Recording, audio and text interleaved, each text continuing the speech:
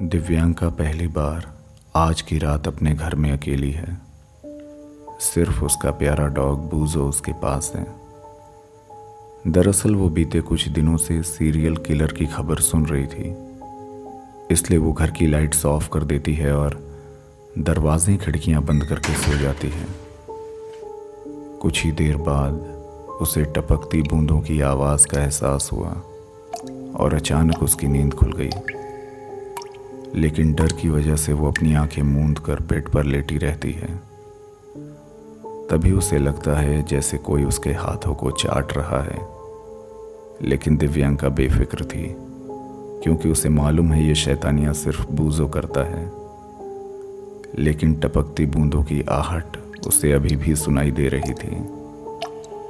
जैसे ही वो बेड के पास रखे हुए टेबल लैंप का स्विच ऑन करती है, वैसे ही लैंप का बल्ब फ्यूज हो जाता है। वो बहुत सहमी हुई है, लेकिन फिर भी कैंडल जलाकर वो किचन, बाथरूम और हर जगह के नलों की तहकीकात करती है। लेकिन टपकती बूंदों की आवाज़ का सुराग उसे नहीं मिलता। वो वापस अपने बेडरूम में आ जाती है और कैंडल बुझाकर चुपचाप बेड पर लेट जाती है। लेकिन टपकती बूंदों की आहट अभी भी जारी थी, जिसकी वजह से उसे नींद नहीं आ रही थी।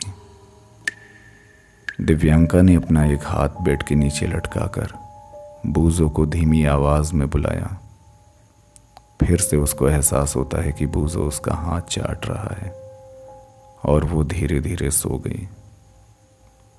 लेकिन कुछ ही देर बाद अलमारी का दरवाज़ा अपने आप खुलता है और अलमारी के दरवाजे की आहट सुनकर उसकी नींद खुल जाती है। जैसे ही दिव्यांका कैंडल जलाकर अलमारी के पास पहुंचती है, तो वो अलमारी में बूजो की उल्टी लटकी हुई लाश को देखकर चीखने लगती है। टपकती बूंदों की आवाज़ बूजो के टपकते खून से आ रही थी। तभी अचानक कैंडल बुझ जाती है और अलमारी का दरवाज़ा अपने आप बंद हो जाता है।